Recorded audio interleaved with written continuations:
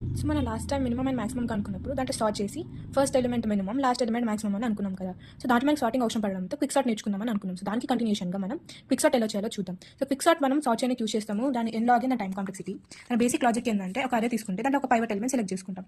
Select చేసుకున్న pivot ఎలిమెంట్ని మనం ఎలా అరేంజ్ చేసుకుంటామంటే దాని యొక్క లెఫ్ట్ సైడ్ ఎలిమెంట్ అంటే కొన్ని స్వాప్స్ చేసి దాని సైడ్ లెఫ్ట్ సైడ్ ఎలిమెంట్స్ దానికంటే లెస్ ఉండేటట్టు, రైట్ సైడ్ ఎలిమెంట్ గ్రేటర్ ఉండేటట్టు చేస్తాం. చేసిన తర్వాత దీన్ని పార్ట్ చేసి మళ్ళీ లెఫ్ట్ సైడ్ పార్ట్కి క్విక్ సార్ట్ అప్లై చేస్తాం, రైట్ సైడ్ పార్ట్కి క్విక్ సార్ట్ అప్లై చేస్తాం. సో ఎగ్జాంపుల్ చూద్దాం ఎలానో. సో ఫస్ట్ మనకి ఇక్కడ ఒక అరే ఇచ్చారు కదా. సో మనం పైవట్ ఎలిమెంట్ 40 అనుకుంటున్నాం. దీంట్లో మనం లో మోటో పార్టిషన్ ఆల్గరిథం యూస్ చేస్తున్నాం అనమాట.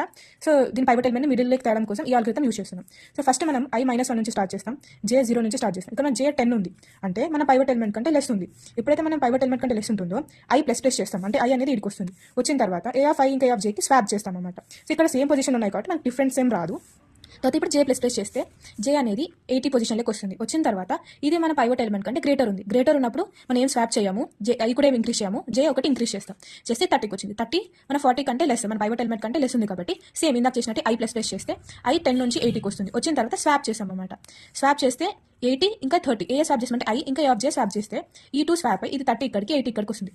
ఇప్పుడు మనం మళ్ళీ జేని ఇంక్రీజ్ చేస్తాం. చేస్తే ఇక్కడ ఏ ఆఫ్ జే అనేది పైవట్ ఎలిమెంట్ గ్రేటర్ ఉంది. కాకపోతే మనం ఎండ్ ఆఫ్ ది అరేకి వచ్చేసాం కాబట్టి ఏం చేస్తామంటే ఇప్పుడు మనకి ఐ ఉంది, ఐ దగ్గర i+1 వాల్యూ ఉంది, 80 ఉంది కదా. i+1 వాల్యూ ఇంకా మన పైవట్ ఎలిమెంట్ని సార్ట్ చేస్తాం అనమాట. సో ఈ 30 తర్వాత 80 ఇంకా 40 స్వాప్ అవుతాయి.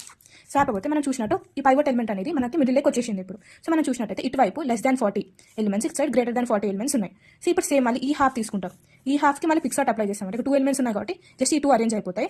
మళ్ళీ ఈ హాఫ్కి క్యాలిక్యులేట్ చేస్తాం. ఈ 2 ఉన్నాయి కాబట్టి ఈ 2 అరేంజ్ అయిపోతాయి. ఇటువైపు సార్ట్ అయిపోయి ఇటువైపు సార్ట్ అయిపోయి అవన్నీ ఒక దగ్గర చేస్తే మనకి సార్టింగ్ అనేది అయిపోయిందన్నమాట. ఇక్కడ మనకి ఇంకా ఎక్కువ ఎలిమెంట్స్ ఉంటే ఇటువైపు ఫుల్ క్విక్ సార్ట్ అనేది అప్లై అయ్యేది అంతే. సో ఇలా మనం సార్టెడ్ అల్గోరిథం వచ్చేసింది. ఇది మిన్, ఇది మ్యాక్స్.